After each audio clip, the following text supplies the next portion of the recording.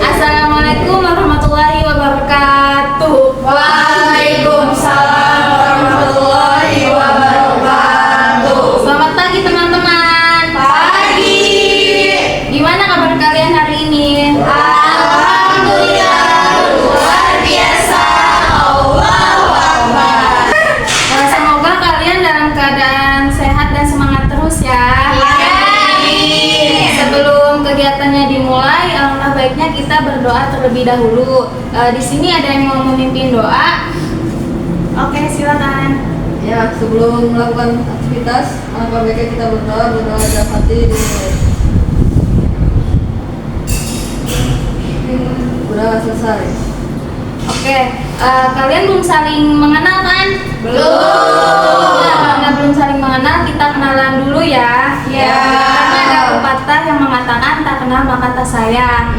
Jadi kita kenalan dulu biar satu sama lain saling menyayangi. Di sini kita kenalannya nama lengkap, nama panggilan, sama warna kesukaan. Ya. Dimulai dari saya ya. Perkenalkan, nama saya Nadila Siti Rahma, nama panggilan Nadila, warna kesukaan pink. Oke, yang ini silakan. Ya, nama Nadila, warna kesukaan warna pink. Perkenalkan, nama saya Nur Hayati, warna kesukaan warna biru. Lanjut. Nadila, nama Nadila Siti Rahma, warna kesukaan warna pink. Nurul Nui, warna kesukaan biru. Dan saya Aminuddin, warna kesukaan merah. Baik, sebelumnya ada Nadila, warna kesukaannya warna pink, ada Nui, warna kesukaannya biru, ada Aminuddin, warna kesukaannya merah, dan saya Fauzan Azri Ramadan, yang dipanggil Fauzan, warna kesukaannya warna kuning. Lanjut. Sebelumnya ada Nadila Siti Rahma kesukaannya warna pink, ada Nui kesukaannya warna biru, ada Amin kesukaannya warna merah, ada Fauzan kesukaannya warna kuning, dan saya Nabila Zulfawida kesukaannya warna krem. Oke, baik, sebelumnya ada Kanadila warna kesukaannya warna pink, ada Nuri warna kesukaannya warna biru, ada Amin warna kesukaannya warna merah, ada Fauzan warna kesukaannya warna kuning, dan ada Nabila warna kesukaannya warna krim. Perkenalkan, saya Deden Nurhasana, warna kesukaan saya biru. Oke, baik. Sebelumnya ada Nadila, warna kesukaannya pink, ada Nui, warna kesukaannya biru, ada Aminuddin, warna kesukaannya merah, ada Fauzan, warna kesukaannya kuning, ada Nabila, warna kesukaannya krem, dan perkenalkan saya Hania Latifah, warna kesukaannya krem. Sebelumnya ada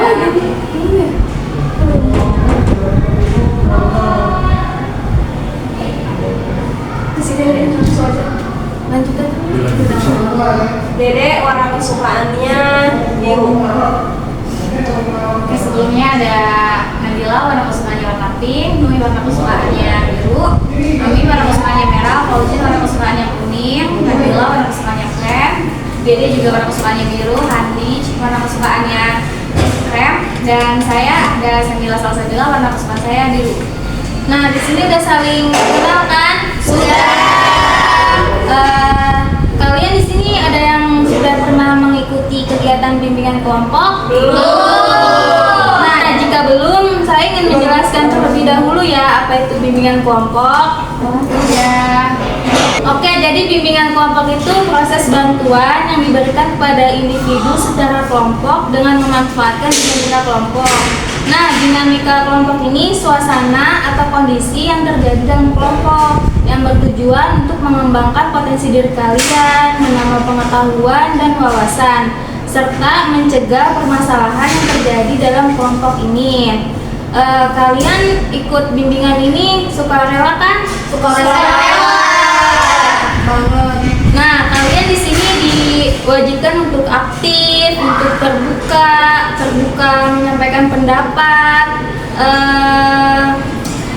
Terus di sini saya sebagai pemimpin kelompok dan kalian sebagai anggota kelompok. Yang dimana bimbingan kelompok itu ada 2 topik. Yang pertama ada topik tugas dan topik bebas. Topik tugas itu topik yang diberikan oleh saya sendiri dan topik bebas itu topik yang ditentukan oleh kalian. Jadi di sini kalian mau memilih topik tugas atau topik bebas? Topik tugas. Dari penjelasan tadi ada yang sudah dipahami? Oke, kita akan membahas topik yang mungkin cukup sensitif, tapi ini penting untuk kita pahami bersama. Kalian ada yang tahu nggak sih pelecehan seksual itu apa? Ada yang mau menanggapi? Oke, silakan. Jadi pelecehan seksual itu merupakan suatu perilaku yang melanggar norma agama dan membuat orang tersebut merasa tidak nyaman. Cukup. Terima kasih. Ada yang mau menambahkan lagi? Oke, silakan. Menurut saya pelecehan seksual itu adalah suatu tindakan yang dilakukan oleh individu atau sekelompok individu kepada individu lain dengan bertujuan untuk menyakiti individu tersebut, dan individu tersebut itu merasa terancam ataupun merasa dirinya itu terganggu gitu tuh. Jadi itu yang disebut. Ada lagi? Silakan, Kanabila.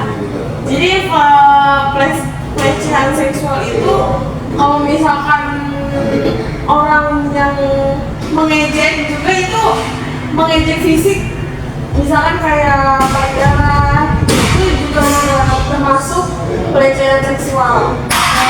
Seperti itu ya. Ada lagi? Kak Fauzan, boleh? Kalau menurut saya ya tadi setuju dengan pendapatnya Anda bahwa pelecehan seksual itu adalah suatu perilaku atau tindakan yang dilakukan oleh orang yang dimana sebenarnya banyak bentuk pelecehannya, mulai dari pelecehan verbal, mulai dari pelecehan fisik. Kalau pelecehan verbal misalnya kayak misalnya hal sepele aja, nggak sekali sih, kayak kali itu verbal kan ya, verbal. Nah itu juga masuknya ke seksual. Kalau udah masuk ke fisik ya seksual, dan juga ke area yang sensitif. Oke, ada lagi yang mau menambahkan? Cukup. Terima kasih atas pendapat kalian. Jadi di sini pelecehan seksual itu bentuk perilaku yang melanggar batas pribadi seseorang, bisa berupa ucapan, tindakan, atau kontak fisik yang bisa membuat seseorang itu merasa tidak nyaman atau terancam. Di sini ada yang mau berbagi cerita atau pengalaman nggak tentang pelecehan seksual? Oke, silakan Kak Ada. Ini pelecehan seksual yang pernah dialami saya pribadi ya. Jadi waktu itu saya pernah main sama teman saya, dan kebetulan teman saya itu kayak foto-foto dan post-foto berdua di akun sosial media.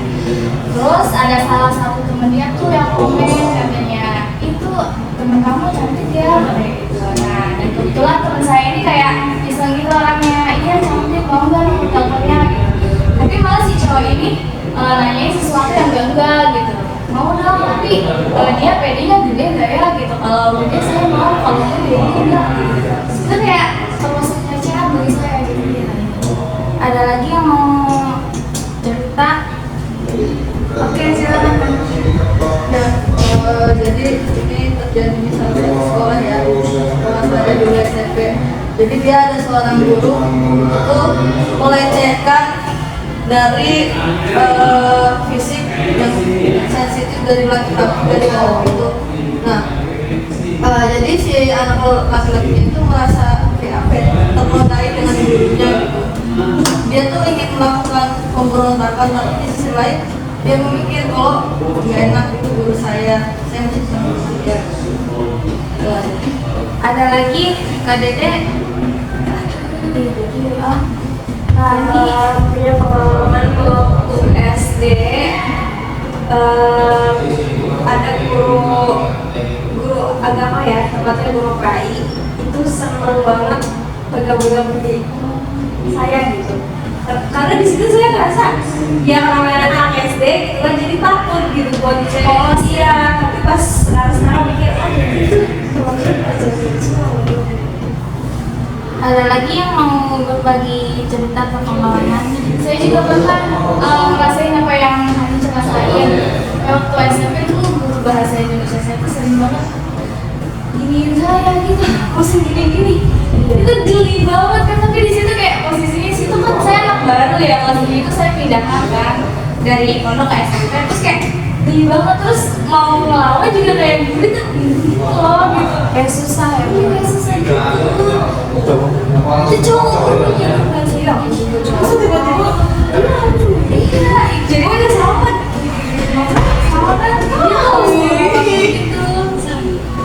itu gurunya udah tua ya, tua sama Ini udah kakak yang iya yang udah faktor 3 atau 4 tahunan lagi pensiun dia beda ini saya pas dulu. Ada lagi yang mau berbagi pengalaman atau cerita kalian? Karena Bila Oh boleh. iya, saya kan punya akun TikTok nih. Nah, saya post loh. Tapi kenapa warga TikTok ini komennya enggak kayak misalkan tentang payudara, tentang pokoknya fisik deh. Itu mereka tuh komennya yang enggak enak ya, yang negatif, yang benar-benar semuanya itu negatif. Banyak komentar tapi nggak ada yang positif satu pun. Padahal tubuh saya tertutup gitu, nggak ada yang ini. Tapi itu termasuk ini nggak sih, termasuk wajar kan? Kalau misalnya merasa Iya. ada lagi,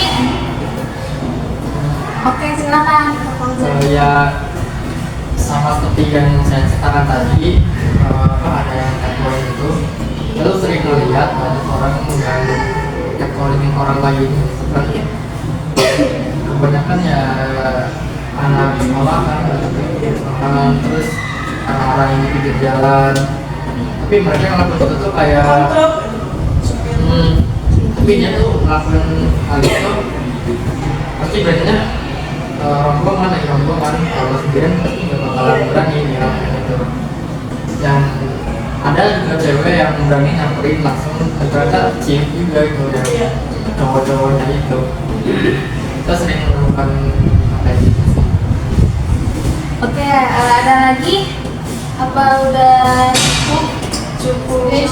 Oke. Terima kasih yang sudah berani cerita. Dari pengalaman cerita kalian tadi, kita bisa tahu bahwa pelecehan seksual itu bisa terjadi dimanapun dan kapanpun. Kalian tahu gak sih pelecehan seksual itu terjadi karena apa? Ada yang mau menanggapi atau mau pendapat? Tak ada. Ini ya, pelecehan seksual itu kan jadi karena kalau kita lihat korbannya cewek ya, karena mungkin pakaian dia tuh terbuka gitu ya, sehingga mengundang syahwat bagi laki-laki, sehingga dia tuh pengen kayak ngecekin gitu.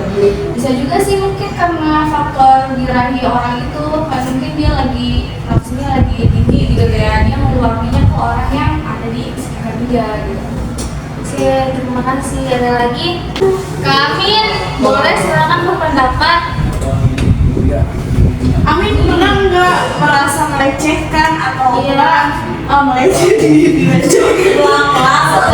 saya pelaku atau enggak korban, pernah nggak deh Nggak merasa. nggak merasa? Tapi kalau orang yang merasa Nggak tahu. misalkan Amin itu mengejek itu apa Yang sering mengejek juga yang ngebully orang. Karena Kenapa itu. Ada lagi yang mau berpendapat? Oke, silakan. Jadi menurut saya kenapa bisa terjadi adanya pelecehan seksual, yang pertama si orang tersebut memiliki ketertarikan yang tinggi terhadap lawan jenis yang kedua. Terus yang kedua, pastinya si pelaku ini berpikir bahwasanya si korban ini merasa lemah gitu. Jadi munculnya pelecehan seksual ini yaitu banyaknya orang yang berpersepsi kalau orang yang pelecehan itu adalah orang-orang yang lemah. Oke, ada lagi mau berpendapat? Saya Oke, silakan. tadi faktor penyebab ya. Iya. Kalau menurut saya penyebabnya itu pelaku ini kurang edukasi.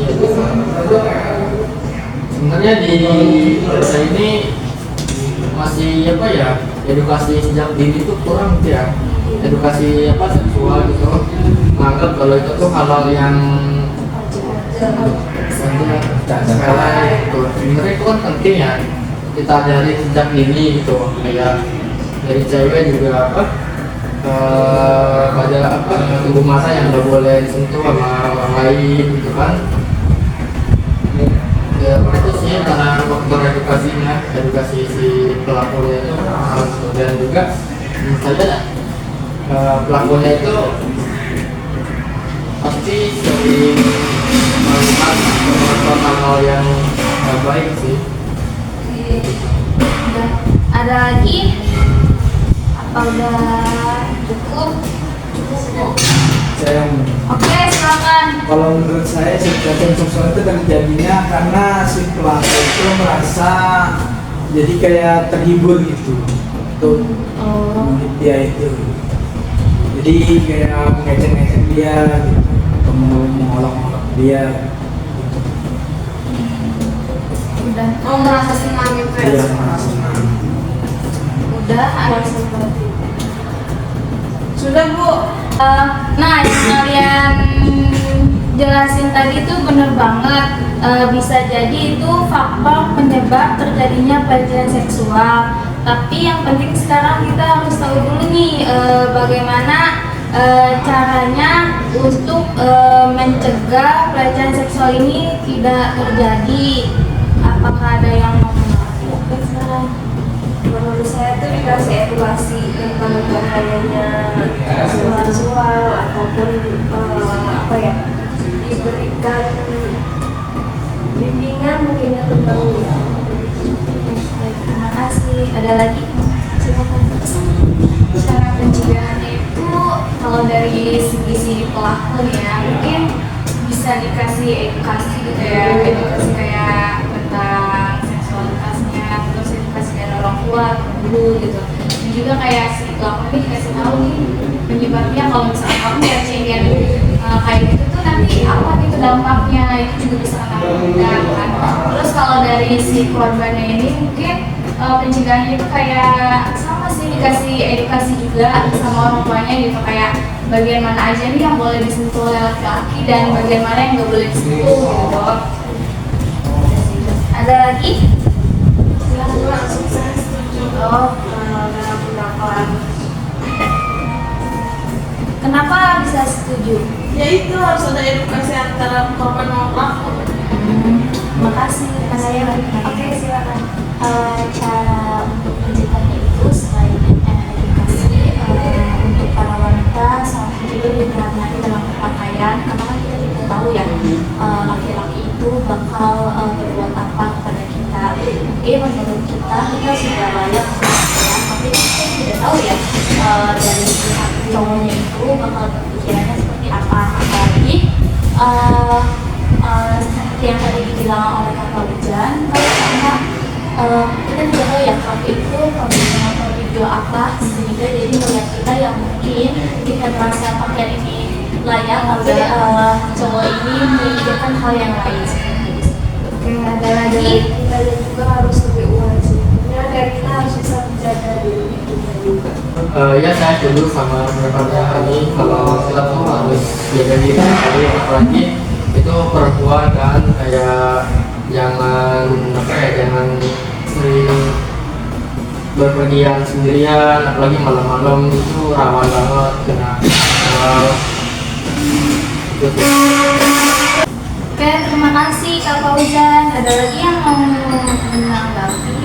Oh, nah sekarang yang dikatakan oleh Kak Fauzan itu benar, selain kita menjaga juga harus lebih berhati-hati.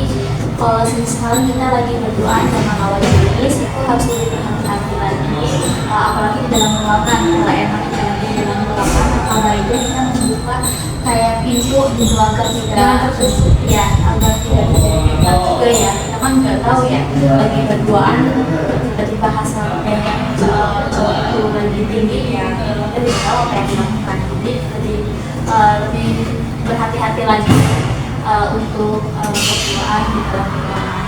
Oke, terima kasih Kak Dulu. Ada lagi Kak Nuy? Ya, jadi cara mencegahnya pertama kita harus lebih berani ke orang yang itu bukan melawan orang yang lain. Tapi kalau misalkan kita udah ngerasa kalau dia menyeleweng atau udah melakukan yang tidak senonoh, jadi kita harus berani melawan siapapun. Jangan diam aja ya, walaupun itu laki yang luar ya, kita kan bukan berarti perempuan juga lemah. Oke, terima kasih Kak Nuy. Ada lagi yang mau berpendapat? Oke, Kak Amin silakan. Ya, saya setuju dengan pendapat kalian semua. Ya. Iya, kenapa? Karena kita harus melindungi diri, walaupun itu orangnya lebih tua dari kita, kalau misalkan guru kita yang melecehkan kita, jadi kita harus melawannya, tidak pandang usia. Oke, terima kasih. Nah, kalian benar banget. Penting juga untuk kita ketahui bahwa kita juga punya hak atas tubuh kita sendiri, dan kita juga jangan takut, jangan ragu untuk meminta bantuan kepada orang lain, karena di sini kita tidak sendirian, masih banyak orang lain yang masih peduli sama kita. Oke, selanjutnya tadi kan kita udah ngejelasin nih faktor pencegahan dan cerita atau pengalaman dari kalian. Nah, di sini ada yang tahu nggak dampak dari pelecehan seksual itu apa? Silakan. Jadi dampak dari tindakan pelecehan seksual itu sangat banyak ya, terutama buat fisik maupun psikisnya. Dari mana ketika seorang itu mengalami melakukan pelecehan seksual, psikisnya itu dia yang jelasnya pasti mengalami depresi, stres, terus banyak orang yang ngerasa kalau dirinya itu udah gak suci gitu loh, kalau udah jadi korban pelecehan seksual gitu. Terus anggap dirinya buruk ya, udah kayak aib lah buat diri sendiri.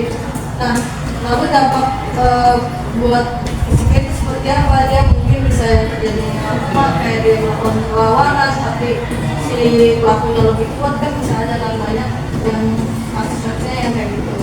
Oke, terima kasih Kak Noy. Ada lagi yang mau berpendapat? Amin. Ya, jadi yang pelaku korban dari pelecehan seksual itu akan memiliki trauma dan dia akan takut jika bertemu dengan orang yang tidak dikenal. Oke, terima kasih. Ada lagi Kak Dede? Ya, untuk dampaknya itu selain dia mereka dia juga bisa jadi tanggungannya kayak kamu itu jelas dia merasa sudah tidak suci lagi dan merasa aib banget, jadi yang untuk apa gitu kan saya dia merasa dia sudah tidak suci dari suci ya, dia melakukan bunuh diri itu. Oke, terima kasih. Ada lagi Kak Nabila? Ya mungkin dia merasa akan malu gitu dan takut bertemu orang-orang yang tidak dikenal, takut jadi introvert gitu pas dia mau membunuh diri, lebih tertutup. Oke, terima kasih. Ada lagi Kak Fauzan? Silakan. Ya, tadi setuju sama teman-teman bahwa korban itu bisa jadi itu trauma yang berat ya. Mungkin bisa berubah kepribadiannya yang ceria, senang, iya, diam, takut ketemu orang lain, takut bersosialisasi gitu. Jadi itu dampaknya lumayan gede juga ya di korban itu. Oke, terima kasih. Ada lagi yang mau berpendapat? Boleh, silakan. Mungkin dampak yang bakal dirasain dari sekarang kayak trauma ya, mungkin dia trauma ketemu sama orang-orang baru enggak orang yang apa ya, kan yang ngelecehin dia itu seorang laki-laki, mungkin dia bakal trauma sama laki-laki. Bisa juga sih dia sampai depresi atau mungkin bunuh diri ya, karena mungkin berpikiran sama hal itu, kayak bahwa dia tuh kayak udah dilecehin, udah pasti nggak bakal ada yang mau sama aku karena aku udah jadi kayak gini, udah gak suci gitu. Bisa aja kayak dia bunuh diri atau depresi sampai hilang mungkin. Itu ceritanya. Oke, terima kasih. Ada lagi Kak Hanij? Ya, setuju sama pendapat kalian semua, karena pasti orang yang udah merasakan hal itu pasti dia akan tertutup, akan malu, kemanapun bakal nggak percaya diri gitu. Oke, terima kasih. Nah, iya yang kalian tadi jelaskan itu benar banget. Dampak dari pelecehan seksual itu ternyata bahaya dan sangat fatal. Jadi di sini kita harus bisa menjaga diri dan mencegahnya agar tidak terjadi lagi pelecehan seksual. Sebelum kegiatannya diakhiri, saya pengen tahu dong kesan dan pesan kalian saat mengikuti kegiatan bimbingan kelompok pada hari ini. Oke, silakan. Kesannya itu sangat menyenangkan ya, karena dengan kegiatan bimbingan kelompok ini kita jadi tahu gitu bahaya dari pelecehan seksual itu apa dan dampak serta pencegahan agar tidak terjadi ke diri kita itu bagaimana. Dan saya juga merasa kalau ternyata di sini bukan cuma saya gitu yang pernah mengalami pelecehan seksual, tapi dari teman-teman juga ada yang pernah ngelakuin. Dan kesannya semoga dengan adanya kegiatan bimbingan kelompok ini kita semua bisa terhindar dari aksi pelecehan seksual dan kita bisa mencegahnya. Oke, terima kasih. Ada lagi? Oke, baik. Pesannya itu sangat susah banget. Saya juga pertama kali mengikuti bimbingan kelompok ini dengan tema pelecehan seksual ini. Untuk pesannya ini ya semoga ya masyarakat Indonesia perlu ada edukasi tentang pelecehan seksual ini agar pelaku itu bisa teratasi gitu ya, dan juga para wanita harus berani lagi untuk bertindak, jangan lemah, karena kalau lemah ya laki-laki tahu pelakunya membuat yang dia mau. Oke, terima kasih. Ada lagi yang mau memberikan pesan dan pesan? Silakan. Ya, untuk kesannya sih ya, yang pertama seru banget karena kita juga jadi tahu apa aja sih dampak dari tindakan pelecehan seksual ini. Lalu kesannya apa ya, semoga nggak ada orang-orang yang otaknya masih tanda kutip. Terus kita sebagai wanita juga jangan mau ditindas karena perlakuan gitu. Oke, terima kasih Kak Nur. Ada lagi? Silakan. Sampai itu yang menyenangkan, saya jadi lebih tahu lebih dalam lagi tentang pelecehan seksual. Kalau kesannya ya, kalau kesannya itu semoga dengan adanya kita ngomong tentang seksual ini, kita jadi lebih bisa menjaga diri dan lebih aware lagi. Terima kasih. Ada lagi? Kak Nabila, boleh? Sudah dimaksudkan oleh teman-teman saya. Oke, silakan. Kesannya ya sangat menyenangkan, sangat seru. Nah, topiknya juga emang menarik juga kan. Banyak berita viral tentang seksual ini. Dan kesannya semoga kita semua bisa menjaga diri dengan baik-baik.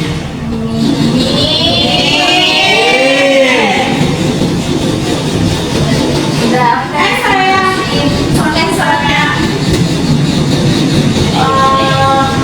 itu sangat seru sekali ya, karena ini tentang pelecehan seksual dan kita juga sambil belajar gitu, dan kita sebagai perempuan emang harus menjaga dirinya.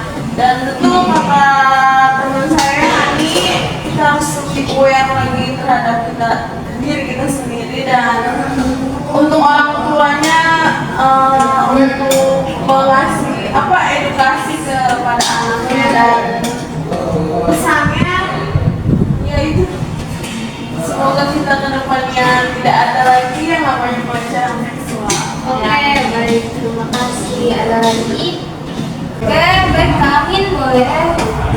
Kalau dari saya pesannya semoga anak-anak kita dan calon-calon penerus kita terhindar dari pelecehan tersebut. Ya. Oke, semoga kegiatan ini dapat membantu kita untuk lebih waspada lagi agar kejadian pelecehan seksual tidak terjadi dimanapun dan kapanpun. Kira-kira kalian mau kapan nih mau ngadain bimbingan kelompok lagi? 2 minggu. 2 minggu lagi dengan hari yang sama. Oke, kita sepakati ya. Ya. Sekali lagi saya ucapkan terima kasih banyak kepada kalian semua karena sudah mengikuti bimbingan kelompok dari awal hingga akhir. Kurang lebihnya mohon maaf. Saya ucapkan terima kasih. Wassalamualaikum warahmatullahi wabarakatuh.